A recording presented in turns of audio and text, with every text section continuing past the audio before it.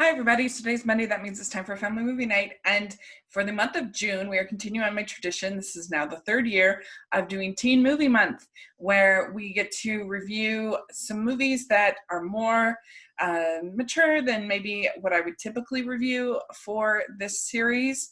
They're for teenagers, families with teenagers, about teenagers, all of that fun stuff. Still no R-rated for this series, but it's just a little bit more mature, and so I really enjoy doing this series, and I'll put a link down to the playlist of all the different movies that we have reviewed for Teen Movie Month. And so this week we have a classic of the genre, many people's favorite romantic comedy and many people's favorite teen romantic comedy. We're talking about 10 Things I Hate About You. And this movie came out in 1999, so it was really peak time for me. I was 18 when it came out, and it's a really delightful romantic comedy. I really enjoyed rewatching it yesterday.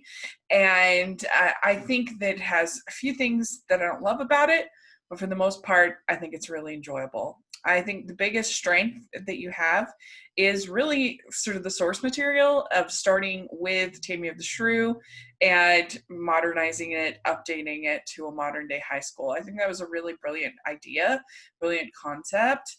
And your sort of shrew character is your kind of grouchy feminist character. And I know some feminists kind of take offense at that, but I think we've all been there. We've all known people kind of like that are just really difficult.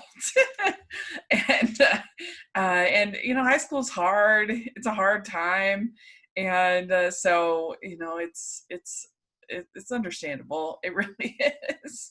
But I also think that this cast is very charming. You have Justin Gordon-Levitt, who is great.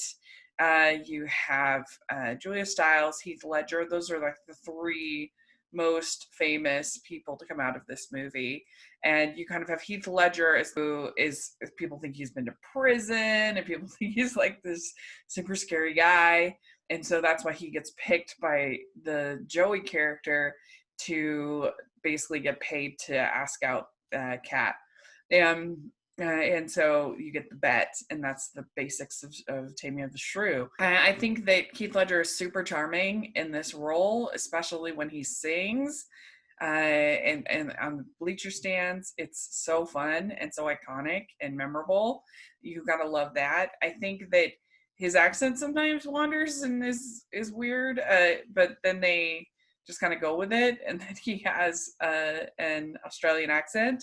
But for some of the movie, I feel like he's trying to do American. It's a little weird, but I think that him and Julia have really nice chemistry. I mean, they both look way too old to be in high school, but who cares? So we have a character named Michael, who's played by David Krumholtz, and he's not my favorite.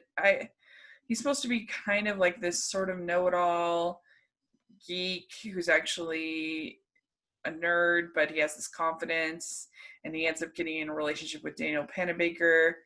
And I don't know, I've always just kind of thought he was annoying. I've never really liked him much.